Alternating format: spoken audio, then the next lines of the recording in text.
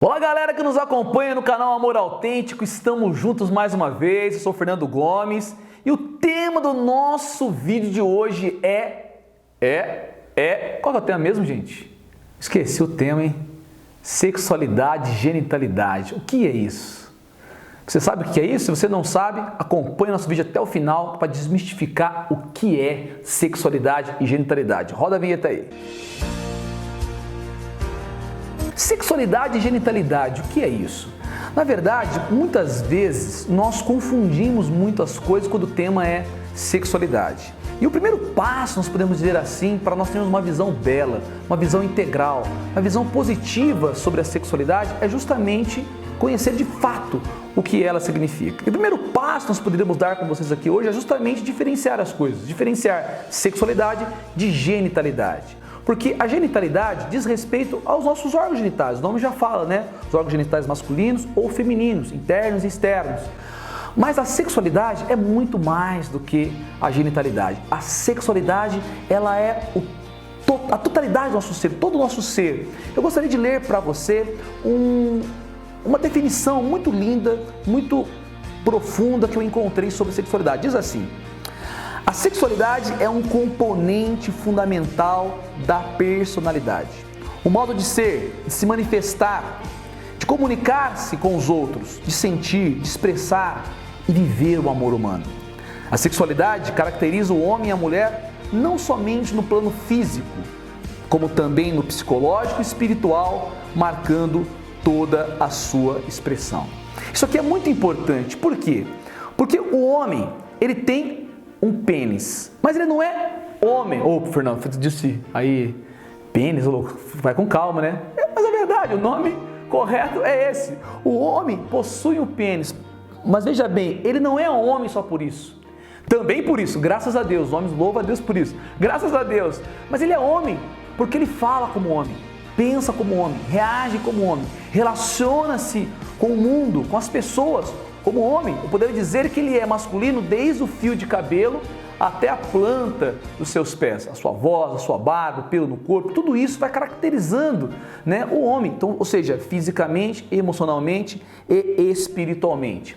A mulher, ela é feminina também por inteiro, ela não é feminina apenas porque ela possui órgãos genitais femininos, mas porque ela sente, fala, opa, desculpa aí gente, brincadeirinha com as mulheres aí, reage como mulher, ou seja, ela se relaciona com o mundo. As mulheres vão me pegar depois daí, né? Ela se relaciona com o mundo como mulher, ou seja, porque todo o seu ser, maneira de pensar, de falar, de agir, de vestir, de sentar, de se portar, ou seja, tem os traços da feminilidade. Portanto, a feminilidade e a masculinidade é o todo na nossa sexualidade. Ou seja, eu tenho uma sexualidade masculina, eu sou homem. E você, menina, tem uma sexualidade feminina. E logicamente que os genitais, eles fazem parte, é um componente importante também da nossa sexualidade. Mas veja bem, mas a sexualidade não se reduz somente à genitalidade. Isso é algo muito importante. E a área da nossa sexualidade que é mais afetada é a nossa própria afetividade. Já dizia esse documento que eu falei para vocês, né? O Catecismo da Igreja Católica diz assim: a sexualidade afeta todos os aspectos da pessoa humana, na sua unidade de corpo e alma. Diz respeito particularmente à afetividade, à capacidade de amar e procriar, de uma maneira mais geral, a aptidão de criar vínculos de comunhão com os outros. Portanto, como dizia, a área da nossa sexualidade que mais nos envolve, vamos dizer assim, é a nossa capacidade de amar, ou seja, a nossa afetividade. E vice-versa, a afetividade é que mais afeta, o próprio nome já diz também, afetividade, que mais afeta a nossa sexualidade. Por que estou dizendo isso? Porque o homem, ele vai amar de maneira masculina e a mulher vai amar de maneira feminina. São duas maneiras diferentes de amar e de viver os relacionamentos afetivos. Por isso que a afetividade e sexualidade, né, caminham também juntos, ou seja, então são inseparáveis. Embora a afetividade está muito mais ligada ao mundo dos nossos sentimentos, das nossas emoções, dos nossos afetos. Mas o homem vai amar de forma masculina e a mulher de forma feminina. Então, já considerando isso sobre a afetividade, sobre genitalidade, eu gostaria então de voltar àquele tema da redução. É redutivo falar de sexualidade referido somente à relação sexual. Por quê? Muitas vezes quando fala para nós sobre sexualidade, a gente pensa logo em relação sexual, masturbação, pornografia. A gente logo já pensa o quê? Já pensa aquelas coisas, né? Falou em sexualidade, já começa as brincadeirinhas, já começa as piadinhas, já começa muita conversa picante. Ou seja, nós temos que ter uma naturalidade em falar sobre sexualidade, muita naturalidade e de uma maneira bela. E o grande problema quando nós falamos sobre sexualidade é que nós logo pensamos em relação sexual, ou seja, relação sexual genital.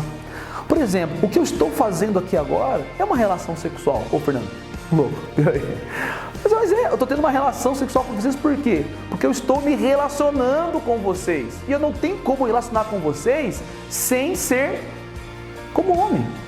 Então eu estou me relacionando sexualmente. Então uma coisa é a relação sexual. Todas as relações são sexuais, são relações de homens e mulheres. Ou seja, de masculino e feminino. Agora, relação sexual genital, aí, o ato sexual, aí é um aspecto da sexualidade. E isso aqui é muito importante, por quê? Porque se eu reduzir até mesmo um ato sexual, né? O ato sexual como um encontro meramente físico, eu também estou reduzindo a sexualidade e reduzindo a própria genitalidade. Estou entrando no genitalismo. Por quê? Porque o próprio ato sexual não é um encontro de dois órgãos genitais.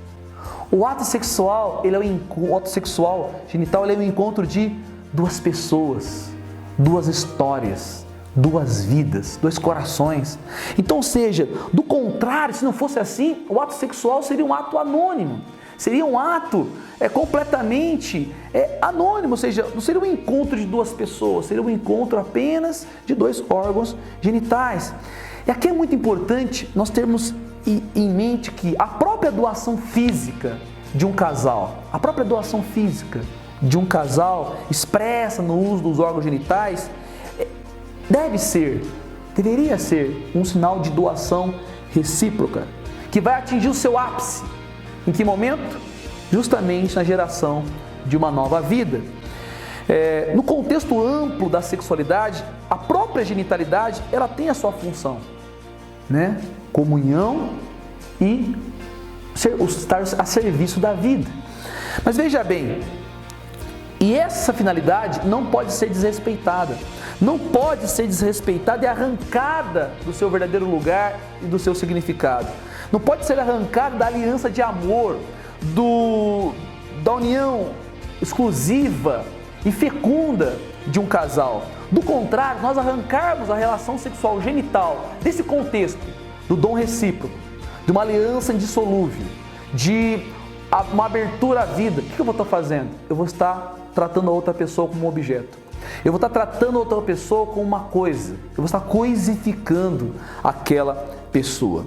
Portanto, para nós ir amarrando aqui o tema de hoje, perante uma cultura, meus irmãos, que banaliza tanto a sexualidade e muitas vezes a empobrece porque quer reduzi-la à pura genitalidade, eu preciso dizer para vocês em alto e bom som, a sexualidade é muito mais abrangente. A sexualidade é todo o nosso ser, inclusive a própria sexualidade, ela pode ser vivida sem o uso da genitalidade, como o encontro do ato sexual entre duas pessoas. Como é o caso, por exemplo, de tantas pessoas que não se casam, que por tantos motivos, porque foi cuidar dos seus pais, porque, enfim, uma fatalidade aconteceu na sua vida, não pôde se casar, ou quis dedicar a uma causa, acabou até não abrindo-se para desenvolver essa questão da relação, do matrimônio. Como é o caso, por exemplo, de pessoas que optam livremente em não fazer o uso das relações sexuais genitais para fazer uma consagração especial, como são sacerdotes, as irmãs religiosas consagradas. Eu estou gravando esse vídeo hoje, um dia depois da canonização de Santa Teresa de Calcutá. E você olha para aquela mulher, você vê os traços da feminilidade, da maternidade, do cuidado. Ou seja, é uma pessoa que não estava anulada na sua sexualidade, mas ela viveu plenamente a sua sexualidade sem fazer o uso da genitalidade.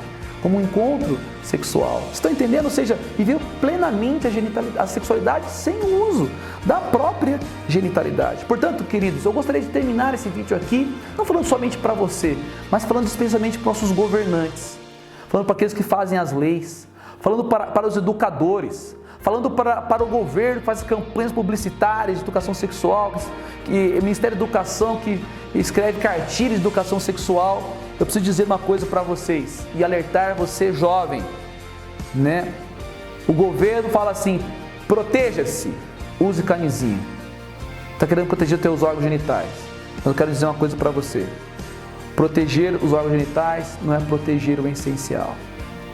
Porque você protege-se de uma doença, uma possível doença, mas não se protege da promiscuidade, não protege o teu coração, das feridas, das frustrações, não se protege contra o pecado, não se protege contra tantos dramas que as pessoas vivem quando vivem de maneira errada a sua vida sexual. Então eu quero convidar você a proteger o essencial, proteger o teu coração, proteger o teu mistério pessoal. Pois a verdadeira educação sexual deveria partir da diferenciação do masculino e do feminino, mas nas suas riquezas, nas suas potencialidades e no chamado do masculino e feminino de se complementarem-se mutuamente. Uma verdadeira educação sexual deveria manifestar as riquezas do que é ser homem, do que é ser mulher, do papel do homem no mundo, da mulher no mundo, dos dois em comunhão, porque homem e mulher, mesmo para quem não acredita, eu preciso dizer, é uma maravilha, é um dom de Deus, é um reflexo da Santíssima Trindade.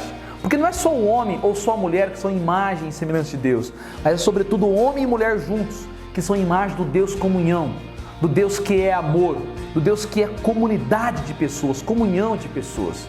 Portanto, meus queridos, eu quero convidar a você a entender a partir de hoje, e todos aqueles que estão me ouvindo agora, entender que a verdadeira educação sexual deveria partir da diferença sexual, o que é ser homem, o que é ser mulher, entendendo que isso não é uma ameaça, ao contrário, que como muitos apregoam por aí, sobretudo os grandes aí divulgadores da ideologia de gênero, ser homem, ser mulher não é uma ameaça, ao contrário, é um convite à comunhão, ao encontro e a complementariedade. Maravilha, meus irmãos, vou ficando por aqui, espero que vocês tenham gostado do nosso vídeo de hoje. Se você gostou, dá aquele joinha aí, porque isso vai motivando nosso trabalho, e também compartilha com a galera esse vídeo para que mais pessoas possam entender um pouco mais sobre sexualidade e genitalidade.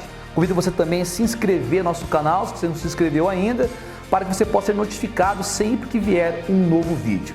Quero convidar você também a acessar o nosso site www.amorauténtico.com.br. O nosso site já está no ar, com várias notícias ali, artigos, tudo aquilo do nosso projeto. Prestigie o nosso trabalho. Os próximos vídeos serão também sobre o tema de sexualidade. Fica muito atento que vem coisa boa por aí, tá? Te encontro no próximo vídeo. Que Deus abençoe muito você. Eu acredito no amor autêntico. E você?